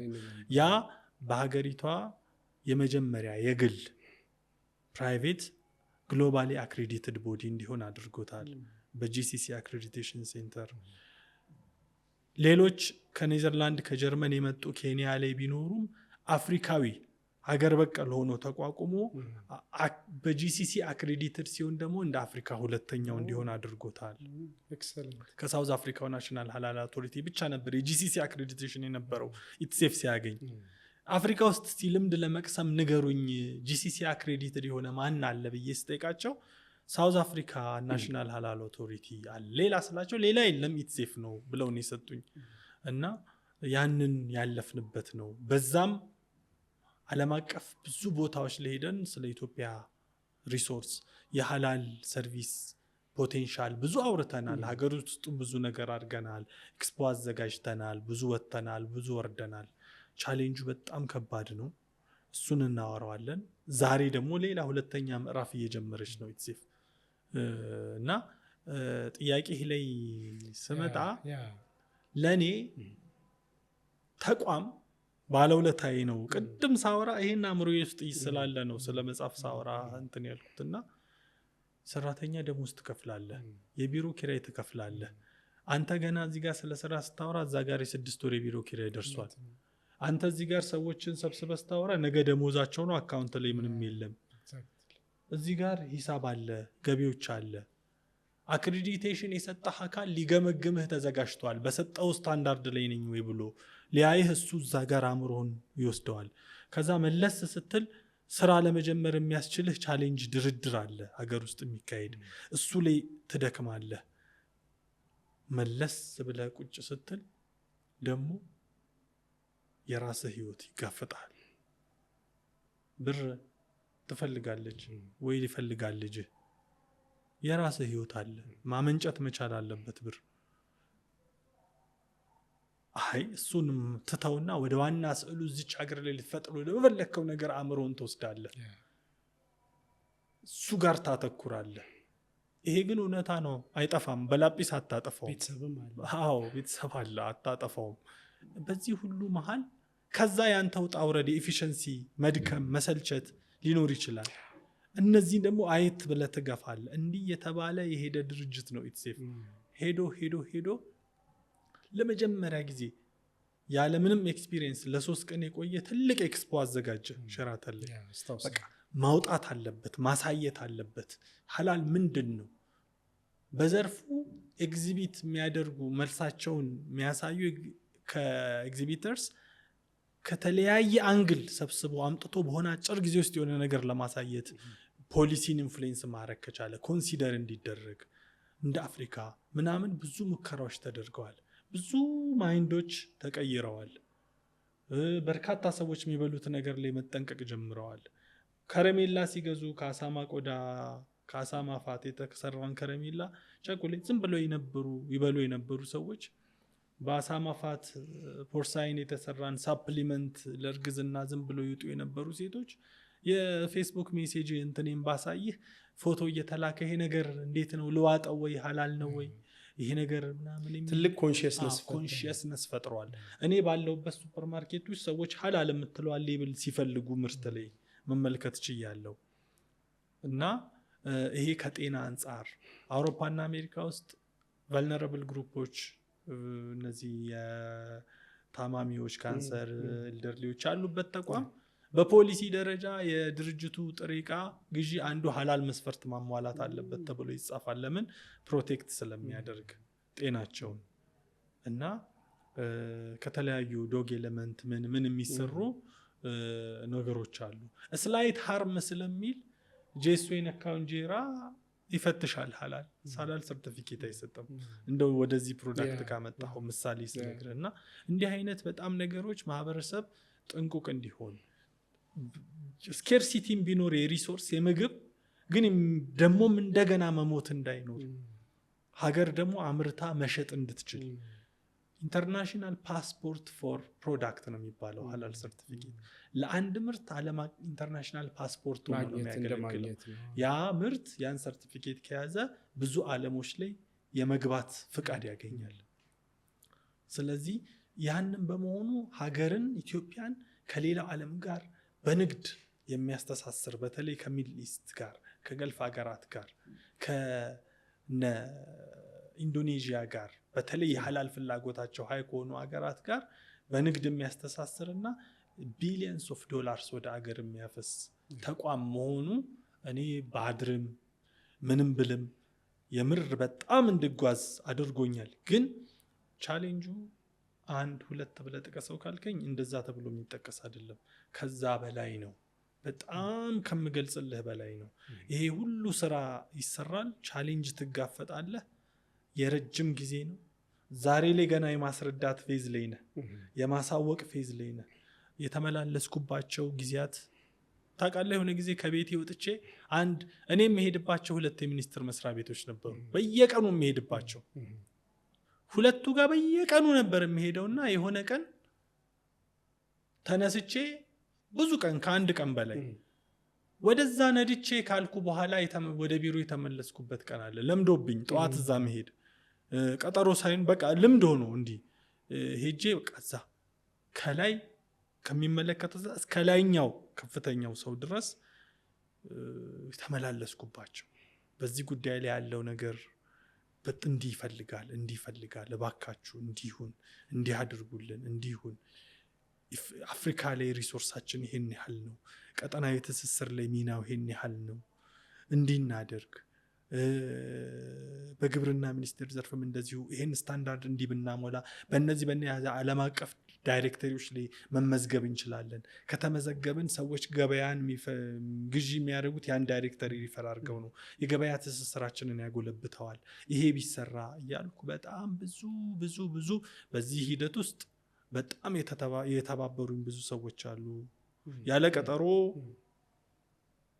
ናግባ ብሎ በመስታወት ውስጥ አይቶኝ ያስገባኝ ሚኒስትር አለ ሚኒስትር ዴታ ሳይሆን ሚኒስትር የሚያናግረኝ ነበር አለ ሊተባበሩኝም ፍቃደኛ አልሆኑ ግን ብዙ ሂደቶችን አልፈዋል ወደ ተለያዩ አቅጣጫዎች ያ ትግል ቀንሷል አላሁንም ግን አንድ ነገር መናገር የምፈልገው ተስፋ ለመቁረጥ ጫፍ ያደረሰ ሞመንት ላይ ደርሰ የተነሳው እስኪ በጣም አለ ተስፋ ለመቁረጥ ያልኩበት አስረድቼ እኔም ይመስለኝ በቃ ይሄን ነገር አያውቁትም ምንም አይደለም ቢዘገይም እንኳን አሁን ተረዳ ነው ለካ ሀገር ይሄን ያህል ሪሶርስ ማግኘት ትችል ነበር ይለኛል ብዬ ያሰብኩኝ ደብዳቤ እንዲሰጠኝ ታዞ እንዲጽፍልኝ የተባለው ሰው በግልጽ ቋንቋ አልጽፍልህም በቃ ለምን ስለው በቃ ስለማልጽፍልህ አለኝ ቁጭ ብዬ ቢሮ ውስጥ ምን ተሰማ በጣም ነው የከፋኝ እኔ በቃ ይቅርብኝ እዚህ ጋር አቆመዋለሁ ግን አንድ ቀን ለምን እንዲህ አልተሰራም ነበር ቢባል ግን ኃላፊነት ተወስዳለህ ብዬው ወጣሁኝ እሱን ብዬ ወጥቼ ስል የራሴ ከምለው ሰው ደግሞ ስልክ ተደውሎ ከኛው ተመሳሳይ ተቋም ጉዳዩን በደንብ ፕሮሞት ሊያረግ ከሚገባ ተቋም ደግሞ እንደዚሁ አንተ ይህንን ተቋም ምሰራው አተህ ነው እንትን ያረከው ምናምን ሚል ነገር መጥቶ ምንድነው እየተካሄደ ያለው ብዬ በጣም በቃ ቤተሰባዊ ህይወትን ይረብሻል ማታ ገብተህ ደስ ብሎ አታወራም ትቆዝማለህ ምናምንና አይ በቃ እኔ ልተውና የሆነ ነገር ልስራ የሆነ ነገር ብር ማገኝበት ከዛ ወደፊት እንግዲህ የሚጠቅም ከሆነ እንሰራለን ግን አንዴ ከተውኩት ዳግመኛ ልመለስበትም በቃ ብዬ በጣም እንደው አሁን ባነሳለ ኢቨንቶቹ ኢንሲደንቶቹ ማለት ነው ቢሮ ኪራይ ሌተር በተደጋጋሚ ያገኘ ነበር ጠረጴዛ ላይ ዘግይቶ ማለት በተደጋጋሚ ማለት ነው ስመጣ እንዲህ ማህተም ያለው ሳይገኝ በቃ ይሄ ቢሮ ጉዳይ ነው ምናምን ብዬ መጨረሻ ላይ በዚህ ቀን ጀምሮ እንዲለቁልን ቢሮውን ካልሆነ ህጋዊ እርምጃ የምንወስድ መሆኑን የሚሉ አይነት ነገሮች ብዙ ተስተናግደዋል ብዙ ለማውራት የማይመቹ ነገሮች አሉና በዚህ ሁሉ ሂደት ውስጥ ሰው ጎበዝ ጥሩ ነው በርታ ምናምን የሚልህ ሰው ብዙ ነው ሌሎች ሀገሮች ላይ እኔ ሀላል ሰርቲፊኬሽን የሚሰሩ ተቋማትን ሳይ ዌብሳይታቸው ላይ የቢዝነስ ተቋማት ነው ዶኔሽን የሚል ሊንክ አለ ዌብሳይታቸው ላይ ፒኤልሲ ሆነው የቢዝነስ ተቋም ሆነው እንዴት ነው ዶኔሽን የሚለው ያለው እኛ ሀገር ዶኔሽኑን ካነሳህ ነውር ነው የቢዝነስ ተቋም ሆነ እንዴት ብለህ ነው የምታነሳው እኛም ማይንድ ሴታችን ውስጥ ያ የለም ግን ደግሞ ብድር እንኳን ማግኘት እጅግ በጣም ከባድ ነው ብድር ማለት መልሳለሁ እንዲሆኑ ብለህ ማለት ነውና ፋይናንሻሊ የታለፈው ነገር በጣም ከባድ ነው ተጽዕኖ ከባድ ነው እኔ ቢሮ የሚያከራየኝ ሰው ቆይ ግን አንተ ለምን አትተው ምን አስጨነቀህ ብሎኛል ማለት እኔ ያለ ፌር ነው ማለት በየአመቱ እኔም ካንተ ጋር ግሽ እኔን ተወሽ ችግር የለም ለአንተ ግን ፌር ነው ማለኛው ምንድነው እሱ ይሄን ያህል እንትን የምትለው ምንድነው እሱ አዎ እንደዛ አይነት ነገሮች አሉና እዛ ላይ ያለፍነው ነገር ከባድ ነው ትልቁ አይደንቲቲ ሬዚሊየንስ ምናምን የምትለው ነገር አሁን ይሄንን ነገር ሳወራህ በጣም ደስ የሚለኝ አሁን ደግሞ ሌላ ምዕራፍ ለመጀመር የተደረደር የታገል እንዲህ ብለን እንዲህ አይሆንም እያልን ያለንበት ታይም መሆኑ በጣም የሚገርም ነው እንዲህ ይሆናል ብለን እያልንበት መሆኑ ቁርጠኝነት ያለበት ታይም ላይ ነው እያወራሁት ያለው በፍጹም ግን አናነሳዋለን ብዬ አልጠበቅኩም ግን እዚህ ሞመንት ላይ ነው የመጣው ተሳክቶል የዳግም ቅድም የመጽሐፎቹን አይደንቲቲ ጉዞ ከመጽሐፍ ጋር የነበረው ኢቮልቭ አድርጎ እንደደረሰ ሁሉ ድርጅትም በዛ ፕሮሰስ ውስጥ ያልፋልና ፍሬ ትልቅ ቦታ ደርሶ አቃለ ያለፍከበትን ነገርና ጥንካሬንም በደንብ ያየውበት ተቋም ነው ለሀገር ትልቅ ነገር ሰርቶ እንደሚያልፍ ደግሞ አልጠራጠርም ኢንሻአላህ እንግዲህ ያንን የምናይ አድርገን አሁንም ትልቅ ተቋም ነው የበለጠ ትልቅ ሆኖ ቢኑ በጣም ደስ የሚል ቆይታ ነበር የነበረን በጣም ወድጄዋለሁ በጣም አመሰግናለሁ ሌላ ፕሮግራም ላይ በእርግጠኝነት እንደምንገናኝ ውስጤ አምኗልና በዚሁ በኔ በኩል ጨርሻለሁ ማለት የምትፈልገው ነገር ካለ በልና ጨርሰናል እኔም እንዲህ በጣም ተዝናንቼ አንዴ ታች አንዴ ላይ ይወጣው እንደፈለኩ እንዳወራ እድል የሚሰጠን የሆነ ፕላትፎርም እንደው በቃ ልክ በተደጋጋሚ ስንገናኝ ቡና እየጠጣ እንደምናወራው ነው ያወራነውና እጅግ በጣም ብዙ ነገሮችን እኔም ካንተ ጋር ድጋሚ እንዳወራ ነው ያጓጓኝ በዚህን ደግሞ እንዲ ለብቻው ብንለው ያልኩ ብዙ አሉን የጋራ ነገሮች ብናነሳቸው የትምህርት ጉዳይ አለ በጋራ እንሰራቸው ስራዎች አሉ ኦሬዲ እኔና አንተን ያገናኘን ፕሮጀክት አለ ተግባራዊ አስተዋወቀን እኮ አይደል መሬት የወረደ የጀመርነው እየሄደ ያለ እዛ ፕሮጀክት ላይ ይኸው ያሳለፍነው ረጅም ጊዜ ስራ ተቋም ማለት እንደሆነ ደግሞ አንድ ተቋም ላይ በጋራ ባለቤት ሆነን እያየነው ነውና ያ በጣም ከመሆኑ ጋር ነው እና በጣም ደስ ብሎኛል በጣም አመሰግናለሁ ሌሎችንም ባልደረቦቻችንም ጨምረን ከነሱ ጋር እናንተም ብቻ ይሁንን በደንብ እናወራለን አትጥፋብን ቤተሰብ የቢልኮር ቤተሰብ ስለሆንክ እናመሰግናለን